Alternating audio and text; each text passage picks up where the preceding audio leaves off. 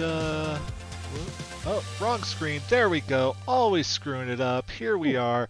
Hey, folks, and welcome to. Oh, yeah, that might help if I turn down that music before it turned back on. Hey, folks, welcome to So Chatty. I'm your host, So Many Games, aka Matty.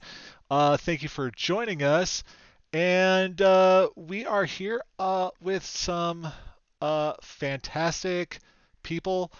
I am really excited about this group here because there is a lot of experience around this table tonight.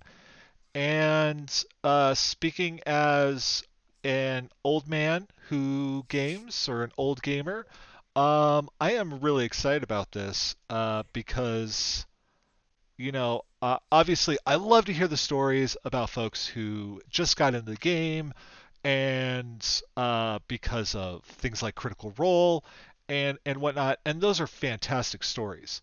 Um, but to hear some stories about how folks got into the game when they were kids and things like that, that's always fun too. So, my first guest, she's someone that I actually got to game with on my birthday this last year, playing in a Retroverse one shot with the creator.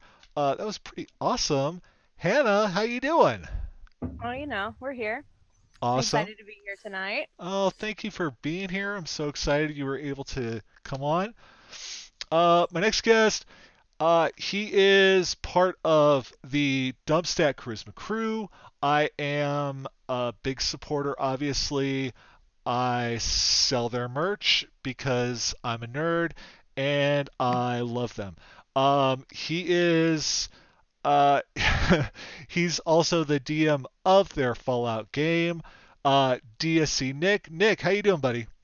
Howdy, I'm doing pretty good. I actually just did my whole little signature wave that everybody on the stream makes fun of me for too. Uh, I'm doing good. I'm doing good. Happy to be here. Looking forward Awesome. to getting to chat with some folks today. Good, good. I'm so glad you're here. And my final guest, he is honestly he's one of my favorite people on Twitter. He's though it is funny because when we first started chatting amongst the same circles. I am like this bubbly, positive, spready love knucklehead. Um, and he's sometimes a little dark and everything. And it was funny how we would counteract. But I always have the most respect for this guy. I love him to death. And honestly, I think it's the first time I've called him Josh. But Josh, how you doing? I am wonderful. I'm really happy to be here. Awesome, awesome. I am really excited to have you on. So no, not at all. Um, so with that said, we're all we've all played the game for some time now. We're all very invested and everything.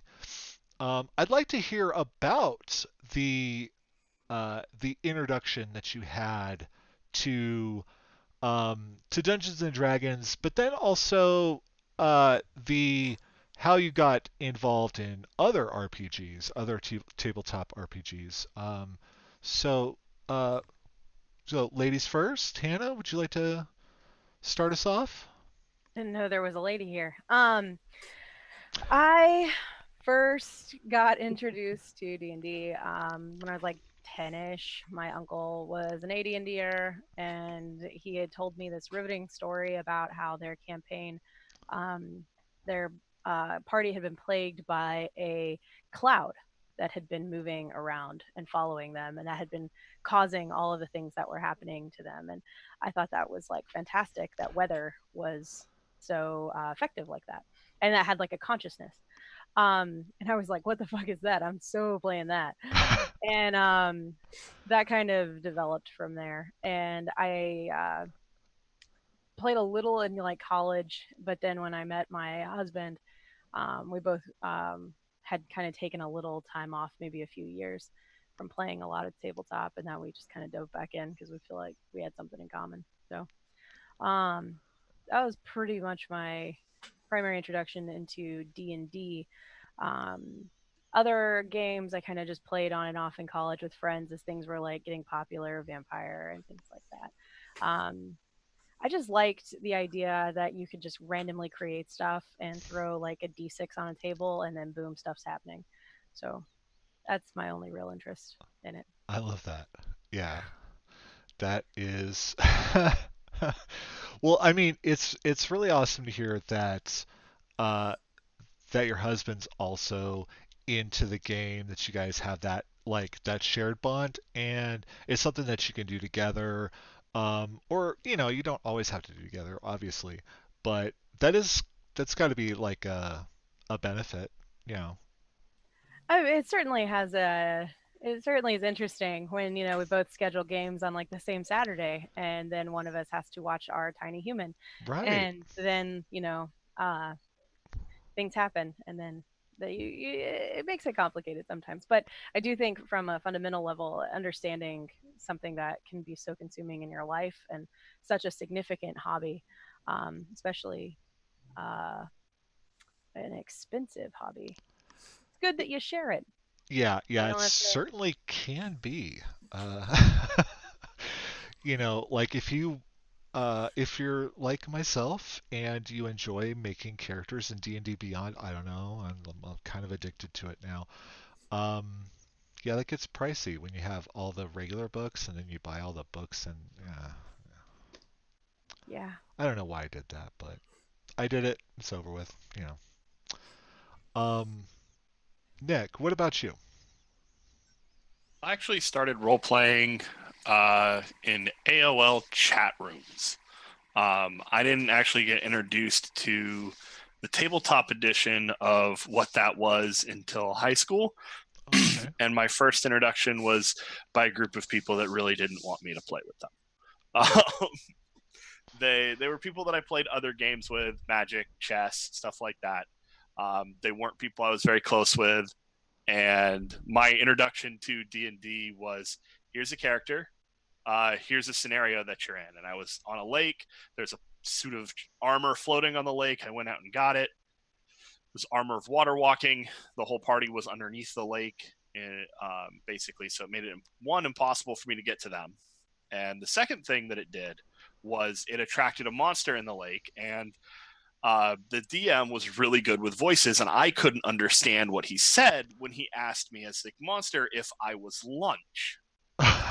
So at the behest of the party, I said yes, and it ate me.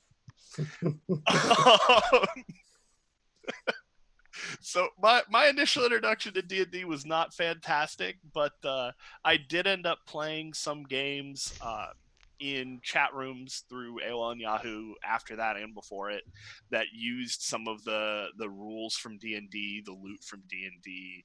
I did that with a little bit of Vampire the Masquerade way back. But at the end of the day, the experience at the high school was basically like, okay, well, that's not what this is supposed to be. Yeah. So I picked up some second edition books, and I went and got my sister and my best friend to start playing. I was like, I want to play this. And I played a video game that neither of them played, um, called Exile Escape from the Pit. Um, and I was like, I'm just going to run them through that game. We're going to play that. So we Oh, did that. okay. Yeah. And then eventually we added Bjorn got added to our group maybe a year later. My brother played, Keys, Sev, kind of the core of our group started getting together, and we played more of that. It was a lot of fun. There were a lot of like overnight days or weekends where we'd go over to one of the guys' houses and just play all weekend. Um, I don't think I've actually been completely away from the game for longer than a handful of months since I started, either as a player or as a DM. For many, many, many years, I was DM only. I didn't really play in anything. Wow. And then when Exile finally ended a couple years ago, I ran 5 iterations of this campaign trying to get a party through the story that I had to tell. The story that I wanted to tell with them, we had parties that it just fell apart. We had parties that wiped. But when we finally got through that, I actually stepped back from DMing for a while. The Fallout campaign's my first foray back into DMing, and I want to say 2 years. Oh wow, okay. So it's been an up and down thing. As far as other games go, I played a lot of various systems. I say a lot; it's not a huge number. In 1 or 2 session intervals at conventions. My sister used to be really into going to SakuraCon. It's an anime convention out here in Seattle. And Okay. I played Big Eyes Small Mouth there, Mage the Ascension, Vampire the Masquerade. I want to say I played a session of GURPS. Oh, Like I had a little bit of GURPS. touch experience with a couple of different systems. Not enough to tell you what the system's like, Oh, you said the G with the word, exception didn't of you? like vampire and yeah, no, that last one I don't know well. Oh, I so apologize for my reaction to that. It's fine. Um, It's totally fine. That's the reaction I usually get when I say I've touched it. yeah, That's the it's. I reaction I get. mean, it's sad because like because I had a big group in high school and stuff like that, and we all played. I mean, it was mostly AD&D First Edition, but we like each person usually had at least like one game outside of D&D that they ran or or something. And one of my friends was like really into GURPS and he loved running GURPS and oh god, I fucking hated that. I hated it. I haven't heard a lot of good things about that one, unfortunately. But I liked mean, it. I played thought it was once. cute. Nothing was really good in my opinion. None of the systems were enough for me to want to go buy new books and pull away from what I was running with my friends, which was second edition AD&D. I get that. Yeah, So. I can, I get that. I think, yeah, because I mean, for us though, I think we had like a really good D&D dungeon master, like, and nobody was as good as him, like nobody was. So I think a lot of us just kind of started to gravitate to find our place um, and what worked for us at the time, you Josh, what about you? Because I know that, like, personally, I've heard some of this story, uh, but um, I'm sure there are probably folks at home that haven't heard this, and they would like to know how Ooh. you started. Oh, this Jesus. Just get to show my age now, I guess. You're still Back when younger I, than I am, so that's yeah, back when I was 8 years old, 1988. Actually, my brother and I, we used to have a little magazine that's called Mail Order Hobby Shop. I don't know if you guys had ever heard of it or not, but it's basically there was no internet or anything back then, and you had to send money through the mail to order products. And it's kind of funny you brought up GURPS because we'd actually had been trying to decide between GURPS and the D&D basic box set, which we were going to get okay. first. Okay. So my brother and I, we decided on D&D. We just thought it would look cool. Thank Didn't God. realize what we were really getting into at the time. But we dug into that so hardcore and adored it. That was really my first foray into it.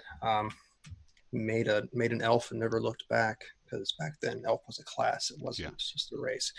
So between that and like second edition, I think we got into Torrigan, D6 Star Wars, and Ghostbusters International, which is an awesome other West End game, D6 game.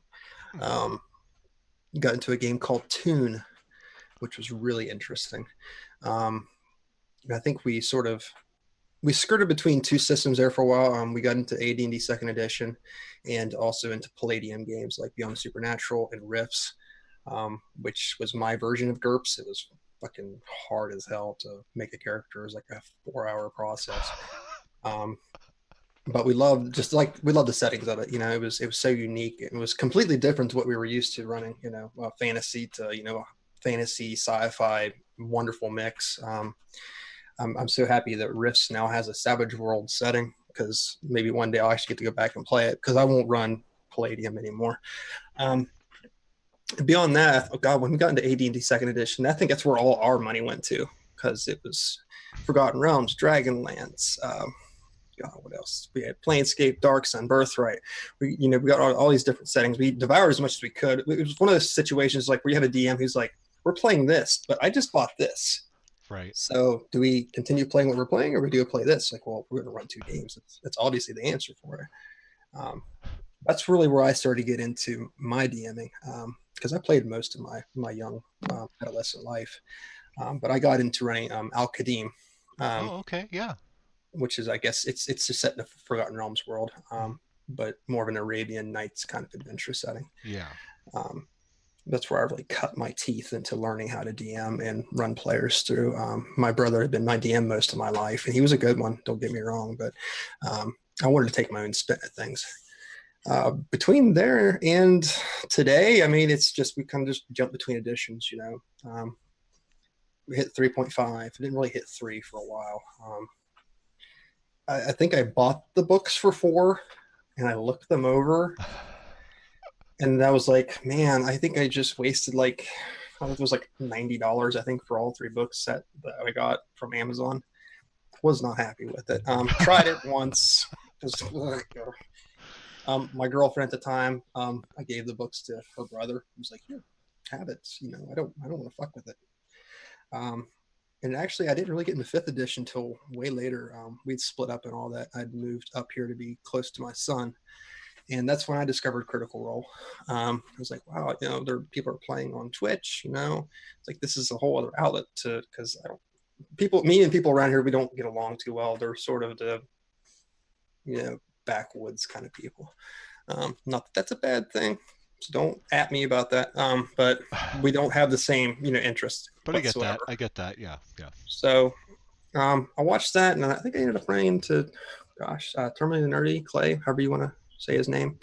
Got to become friends with him on YouTube, and then through Twitter, and then Discord, and eventually got to talk to Walking Virus, who invited me to one of his games, and I haven't really looked back since then. Started taking off my own campaign for Planescape, and then Fallout, and now running some Greyhawk. So it's been an interesting journey. It's exciting stuff. Yeah.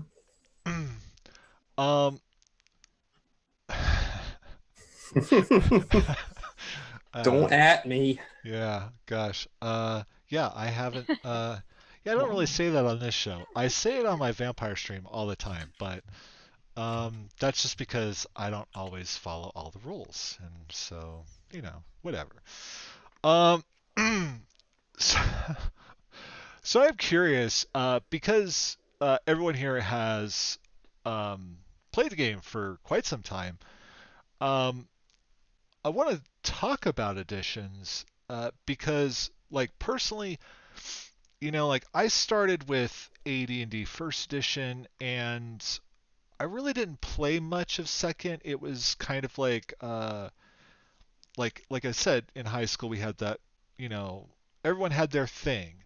And we had the one friend that, like, loved Second Edition, where we were all like going like, no, no, no, no, First Edition is perfect. Like, why would we want this new edition? Oh God, we were so stupid, but we were kids, whatever. Um, but I did play some Dark Sun, because he ran Dark Sun and I loved that. But outside of that, I had a big gap, um, where I stopped playing for a long time. And then when I got back into gaming was around the time 5th edition had just come out. So, like, I basically started back up right in 5th edition, skipped over 3rd and 4th completely. Um, so I'm always curious to talk to folks about who kind of lived through the editions and their experiences with them.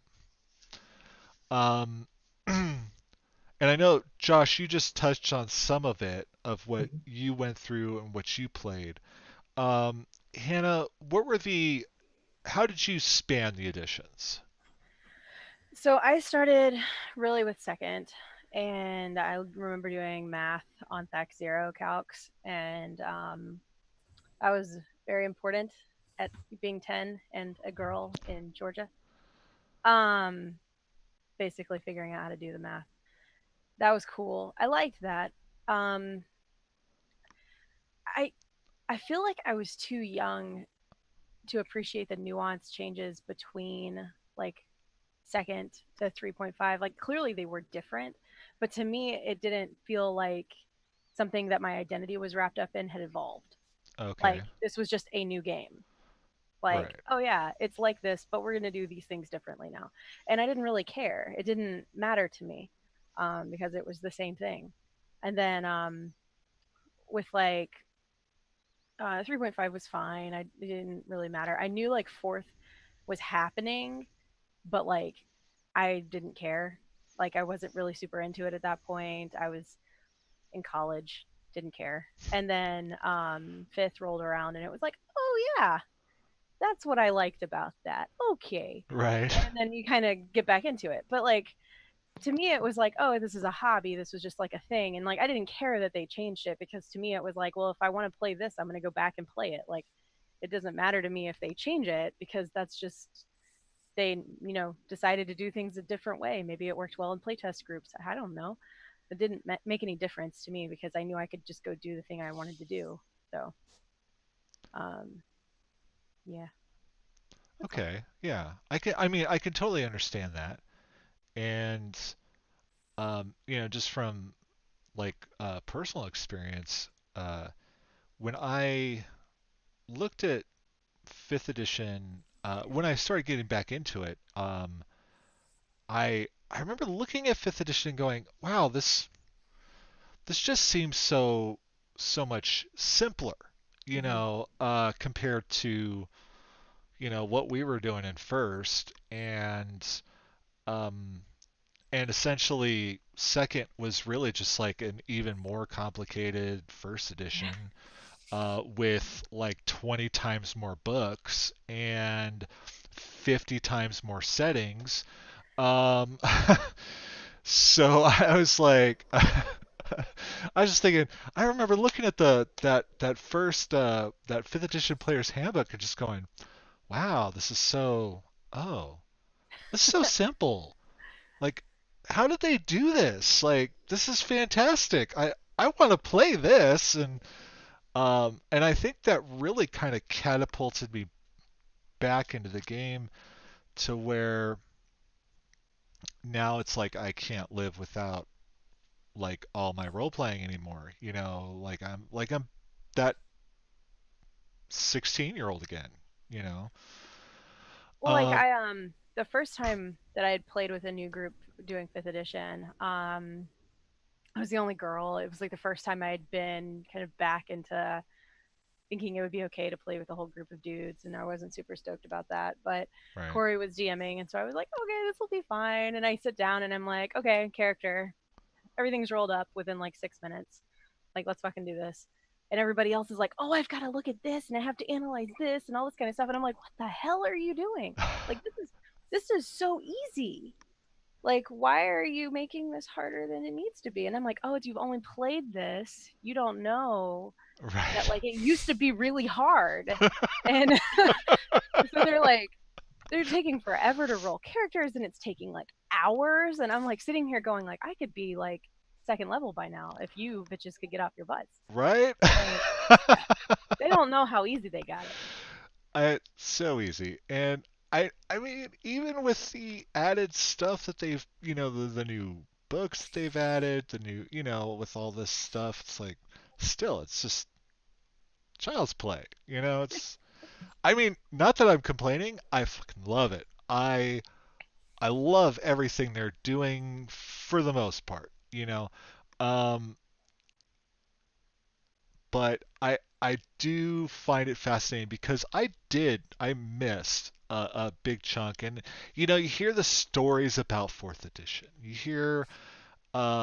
And you hear people talk about 3.5, um, and that basically like what I'm told is Pathfinder is essentially like the continuation of what that was.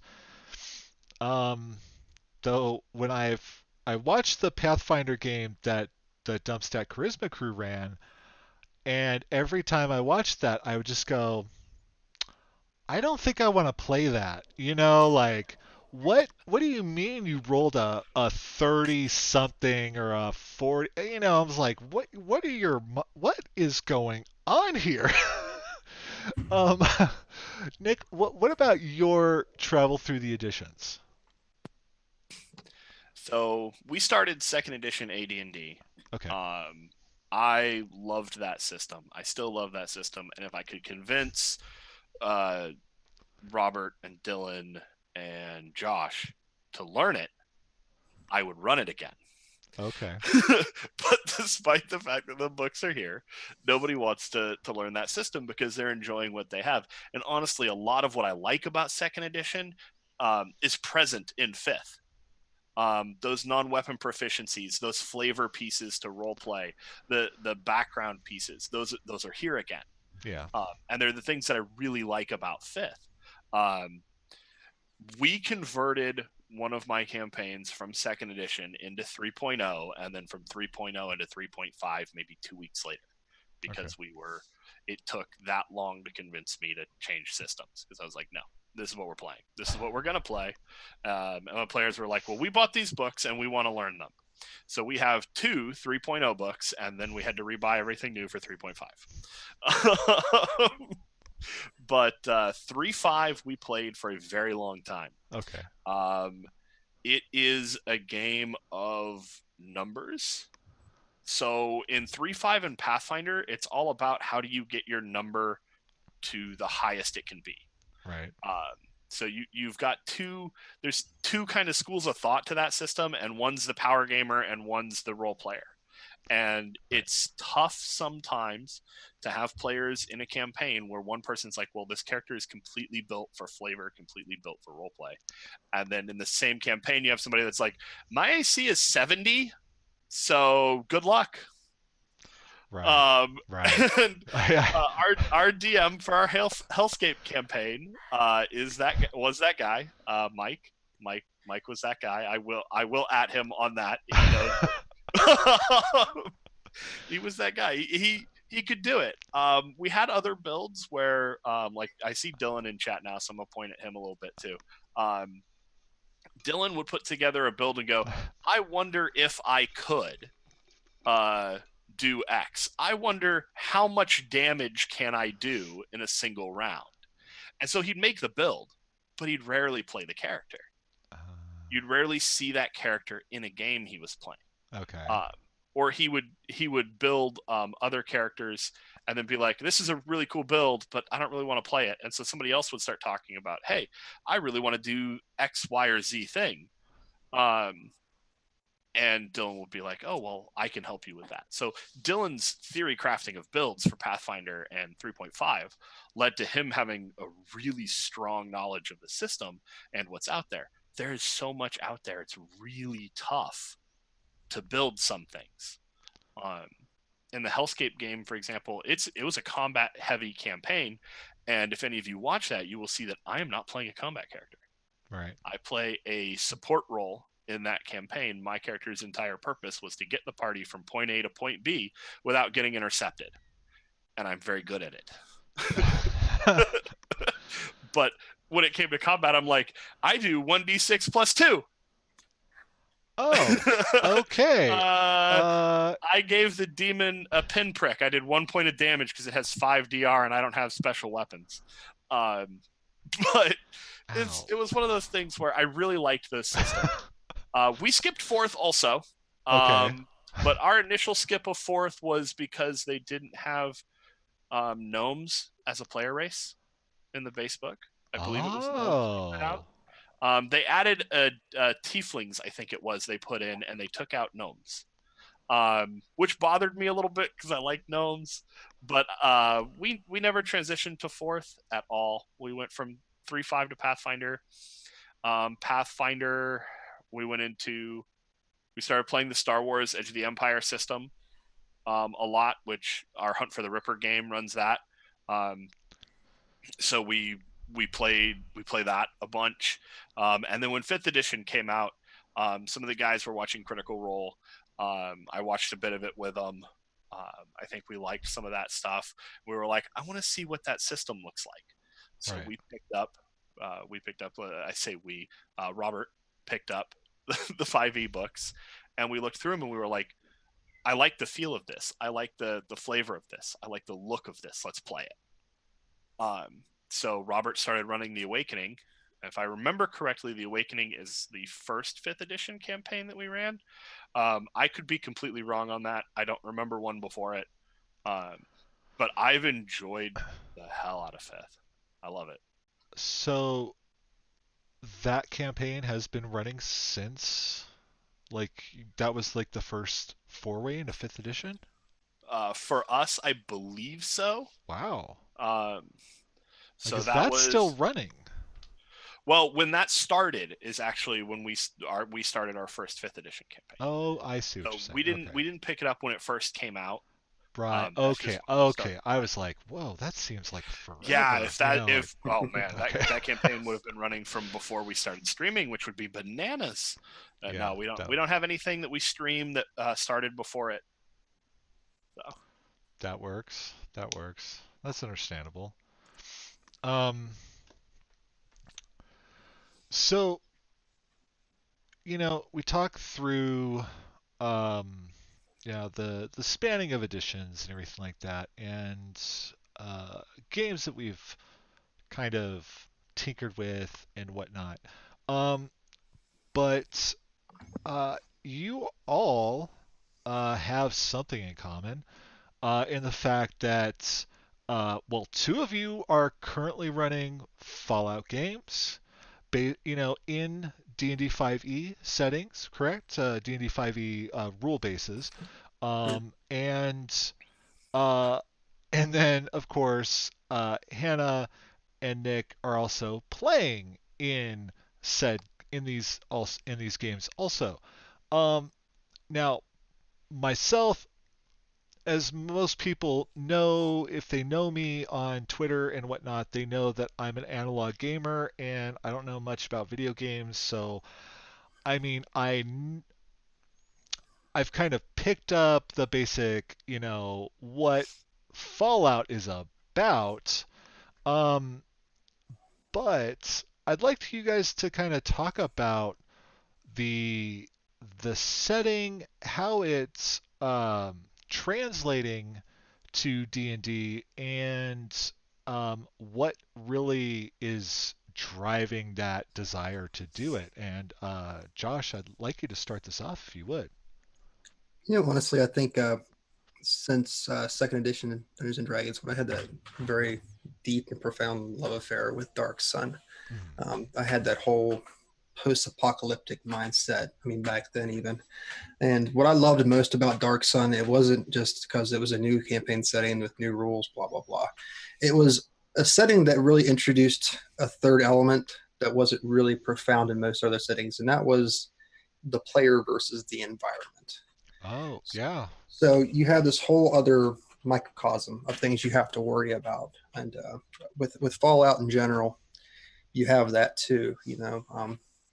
You have the very land you have to fight against, not just the irradiated creatures that are running around it. What and I like it sets itself apart just from a fantasy setting, obviously, with the sci-fi tech, but it also has those questions of moral ambiguity, Right. things Okay. that don't normally come up in a high fantasy setting, I don't think. They seem to be more like hack and slash, save the princess, blah blah blah kind of stuff, which to me gets really old really quickly. I've never been that type of person, and I don't figure that I ever will be that type of person. I like the dark, I like the macabre, I like things that make you question, not just question your immoralities and different settings that you're being thrown into. gosh, that's why I have such a love affair with just Fallout in general. Okay. Um, and how is the Man, it's cracking up over here. I know. Dude, I just thought of the best game, totally inspired by you, and I'm gonna write it. And it's gonna be fantastic. But it's basically where you have to go save the princess, but your NPC that's guiding you to do this is like, hey, let's go explore the castle and do everything else first except go save the princess. So that's exactly what you would do. It's like any RPG game out there, right? I'm gonna just Like playing The Witcher, like we need to go find Ciri, but hey, I go do this fetch quest for this side character real oh quick. my First, I need god, to get no. this secret item or Yeah. gain 5 Exactly. Let's Yeah. go through the dungeon because we won't die.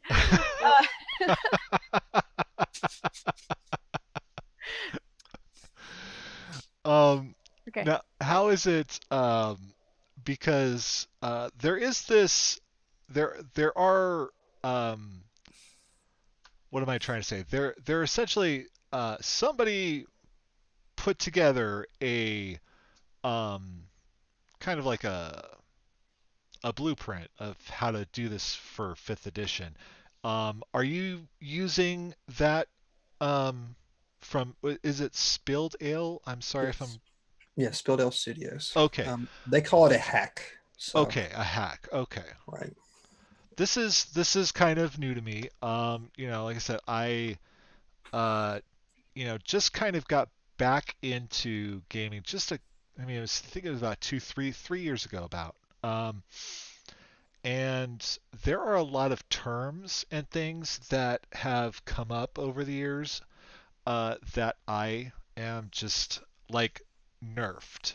I had to literally I saw it on a tweet or something. There was like a list. I was like, "Oh, have you done these things?" And I looked and it said nerfed something. I was like, "I don't know what that means." Like, what the? I had to look it up. I had to Google it, and so I mean, I get it now, but so but how how is that hack, Mhm. working for you and the game and everything? Um, Seems to be working out pretty well. Yeah, It's a transition, obviously, because you are taking the fifth edition base rules and base classes for the most part, and you kind of have to rip the magic out of them and instill new characteristics or features. So that's probably been the most difficult part of the transition, I want to say. Well, including, of course, different sort of weapons and keeping track of ammunition and radiation, which hasn't really had to come up too much in our game lately. But it seems to gosh, come up a lot in Nick's game. I don't know. They're always one of our players, Kaze, played by Paul, had 30 Geiger counters at one point. He's a high DR character, and there was a monster that couldn't deal any piercing damage to him with their attacks, but they also did 1d4 points of radiation damage. So he'd take 1 point of rad damage and pick up a Geiger counter. 1 point of rad damage, pick up a Geiger counter. So I agree with Josh. The player versus environment is something that is very present in the Fallout games and the Fallout kind of universe as a whole. I think the hack's done a really good job of putting that in. It also food and water, and the fact that even food and water kind of fights against you is is a huge thing. That's a massive difference for the system itself. Because normally it's like, okay, well, I roll a survival check because I'm out in the woods. So I'll roll a survival check and see if I can go find a deer. And if I do, guess what? The whole party eats right. because high mhm. survival character. But in Fallout, it's, hey, yeah, that might not always be an option, first. And second, even if you do find it, that's irradiated. Doesn't matter how well you cook it, it's still irradiated. Um, and then if you eat your rations, those are irradiated. So you've got to deal with that also. And we had one of my players, Dylan, playing Ikram, failed his saving throw for the food and drink radiation poisoning every single day for the first, what was it? I want to say 4 sessions. Pretty much every session but the last one, I think. Wow. Failed it every time. But he's playing a chem cook, so he would immediately that morning, okay, well, I'll make this little cocktail and burn some of my currency to remove this effect. But it's one of those things where it's like the environment costs money to fight against. It's Wow. one of the few games like where we spent a whole session where they were just planning on how they were going to set up this settlement. How are we going to get water? How are we going to get food? This whole resource management system that they concocted just for one session. That's all they did the entire session. And how often does that come up in Dungeons and Dragons? We go by the inn and we pick up some food and some ale and blah blah blah and have a good time. It doesn't happen often. Yeah, so it's basically so it is. I mean, it's technically using fifth edition base, and you say it kind of it essentially it has to strip out the magic and it kind of what does it put in its place though? Technology. Nothing. Nothing. Okay, that's fair. Okay. Um. Okay. All right. I mean, I think technology is a great answer. That Absolutely. true. I also agree with you with the nothing, because there's Yeah. some things that just straight up aren't replaced, Yeah. and there's other things that have tech instead. That's fair. Okay. Because obviously, you know, there are tons of games for modern day settings and things like that, or science fiction settings where you have, the you have very fancy technology that can do all sorts of different things, that almost kind of rivals magic in some ways. But I think maybe what I'm curious about is what is the what is the appeal of using like a fifth edition base rule for a game like this is maybe uh, something I'm curious about. I think the base rules for 5th edition, of the editions that I've played and of the systems that I've interacted with, I think 5th edition being the most relevant right now as far as among streaming bases, because I don't know a whole lot of streams just off the top of my head Right. Okay. that don't use that. And the big one with Critical Role, they're using 5th edition. Yeah. So the popularity of that system, and then the fact that that system is very approachable, I'd imagine made it maybe a little easier to translate. Okay. I don't know. I haven't done, like I was saying before we started up.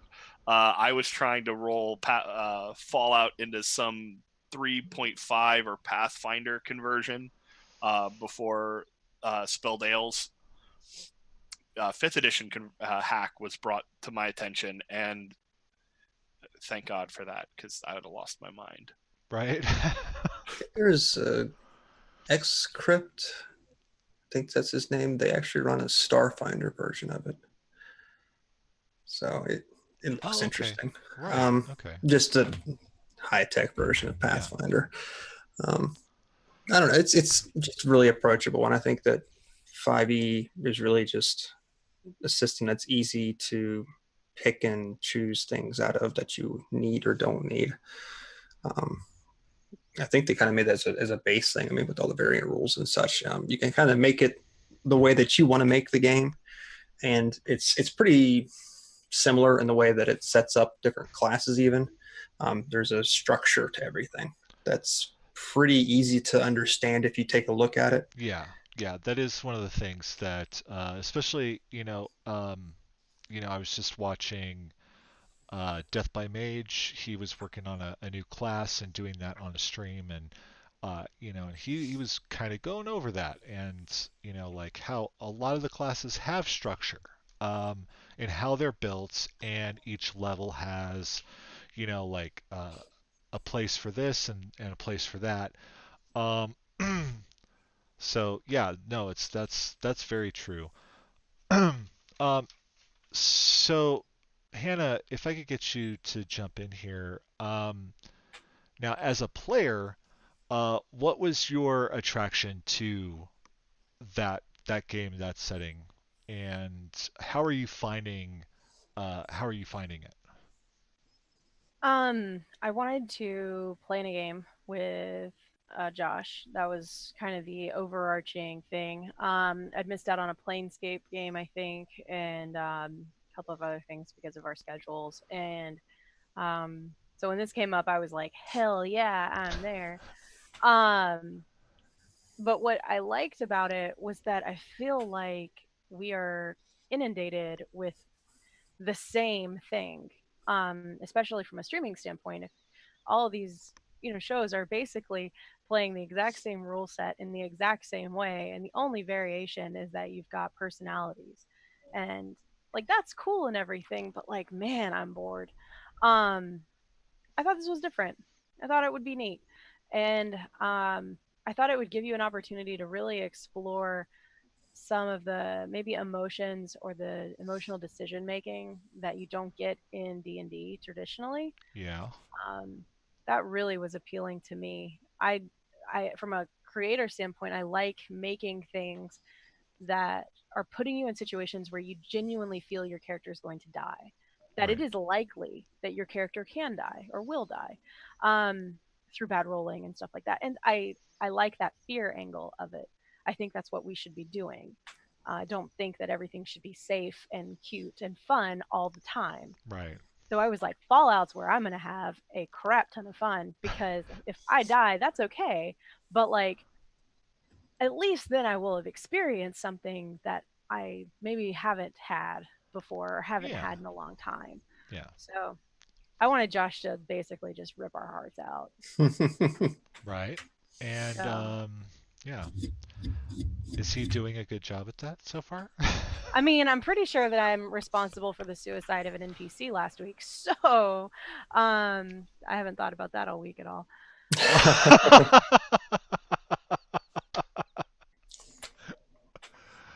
That's what I Oh, love about that setting so much. It's just, gosh, you just when you think about like fifth edition and the times you've played, how many times have you honestly felt like there was any sort of danger to your character? um, well, actually, I mean, my DM is Quinn Sullivan, and he ran us through Curse of Strahd, and in a way that was like rather brutal.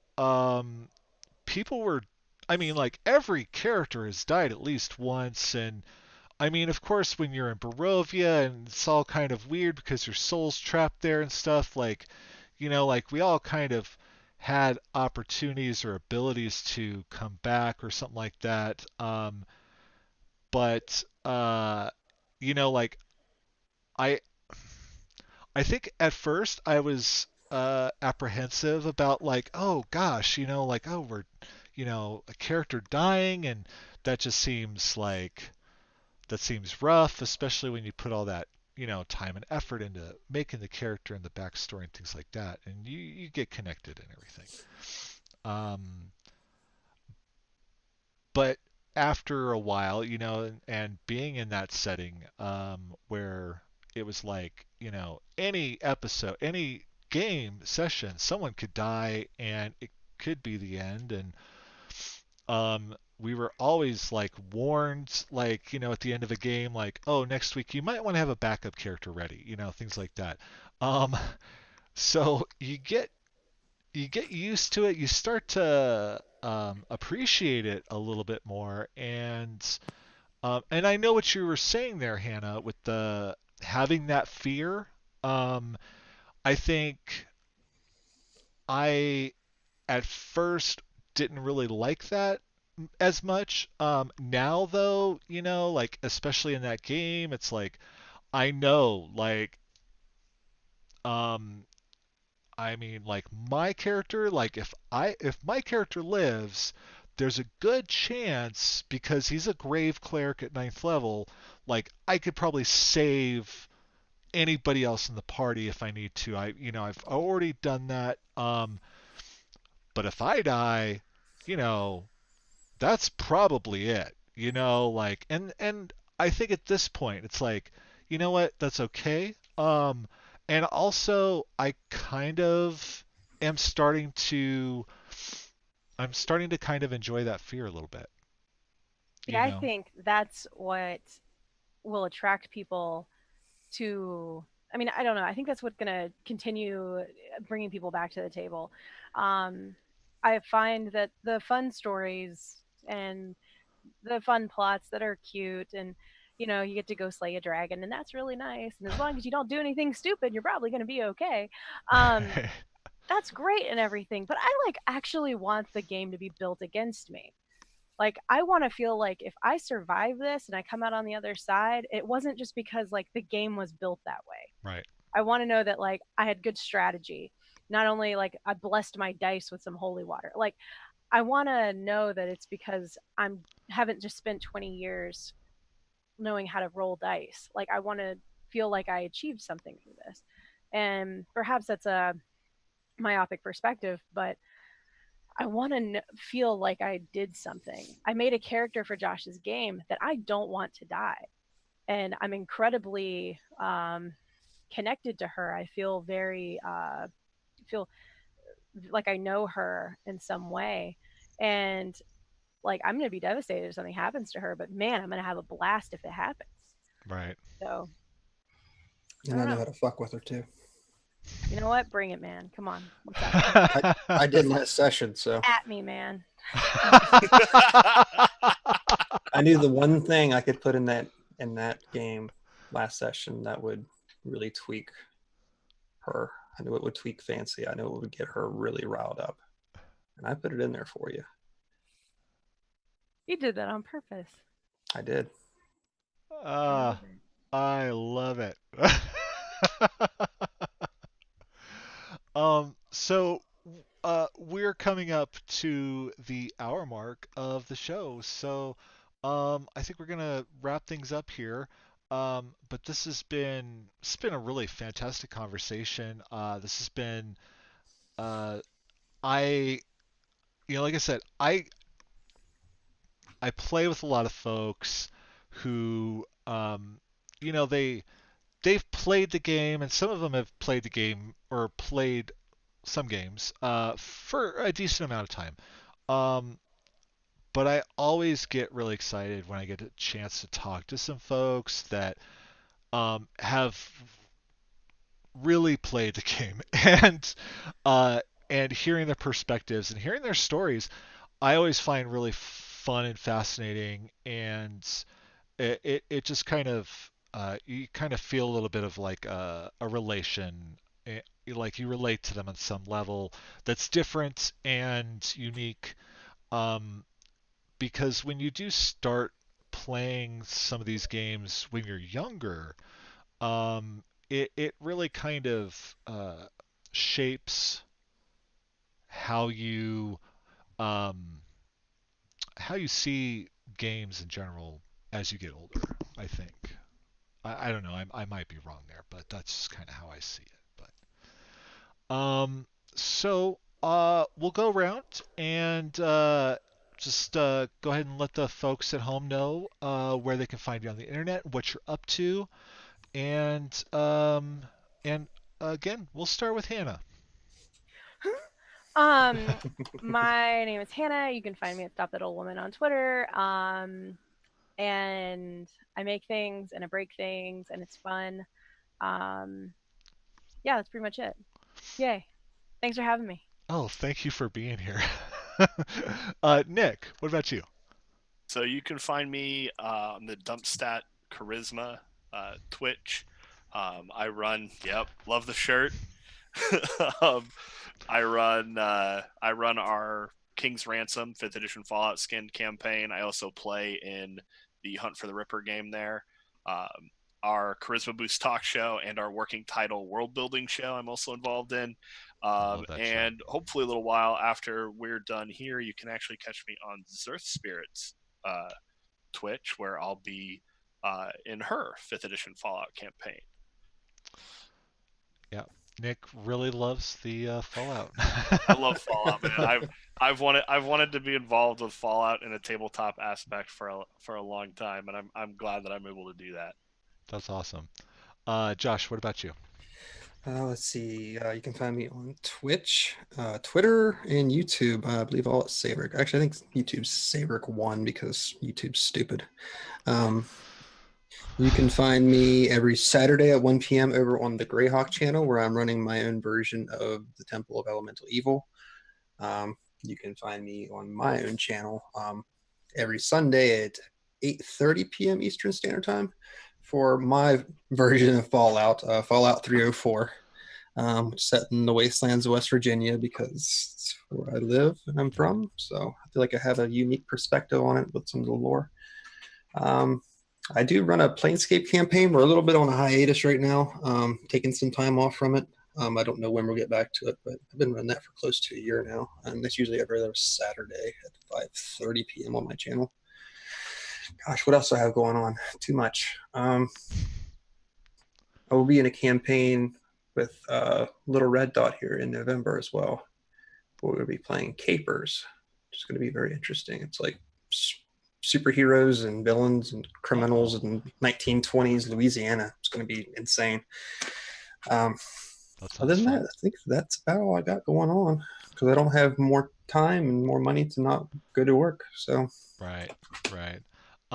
But Josh here will be a player in uh, my vampire game for Extra Life, which is going to be the finale of the Emerald City Knights story. So we'll see how that ends, But Adam, who's in the chat, is going to be in that game, and looking forward to that.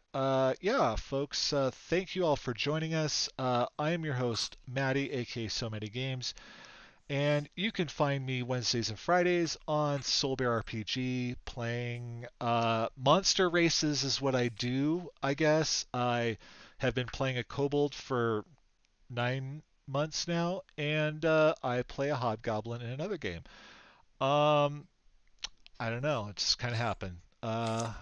I think maybe because I came from first edition where you couldn't play those kind of races. I don't know. It was like, ooh, exciting. Um, I still don't get tieflings. I'm like, okay, whatever, they're fine, but I don't like whatever. I'd rather be a hobgoblin, but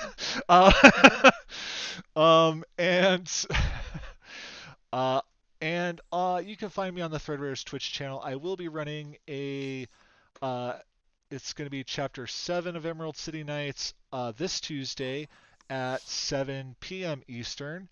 And again, 2 weeks from now, join me and Josh and a bunch of us on the Threadwares Twitch channel for Extra Life. You can join the Dumpstat crew on their channel for Extra Life. But yeah, the Thread Raiders, we are doing a lot. We're doing 48 hours. We have a lot of cool games, a lot of videos that we've done, and things like that. So for intermissions and breaks, and there's a lot of fun shenanigans happening. We've got a lot of cool giveaways, and including some stuff from my store and things like that. So please come hang out if you can donate. We're trying to raise money for local children's hospitals and have some fun while we're doing it, and hopefully not die of sleep deprivation or whatever. And with that said, the the show here, So Chatty, will be back 3 weeks from now. Next week is I am celebrating my 11-year anniversary. So Awesome. yes, and so we're taking the weekend away, which means no games, no streams, none of that for Matty. So which is fine, you know. I don't have to do this all the time, but I do enjoy doing it. And obviously, because I keep adding more to my slate. But we'll be back November 10th with hopefully another amazing panel. It won't be as amazing as this because, well, how could you? How could you? This is just too good. Thank you guys for being here. I really appreciate you coming on. I hope you had a decent time here. And yep, folks, we will see you on the interwebs. Bye bye. And where are we? I'm terrible at ending this thing. I'm afraid to move.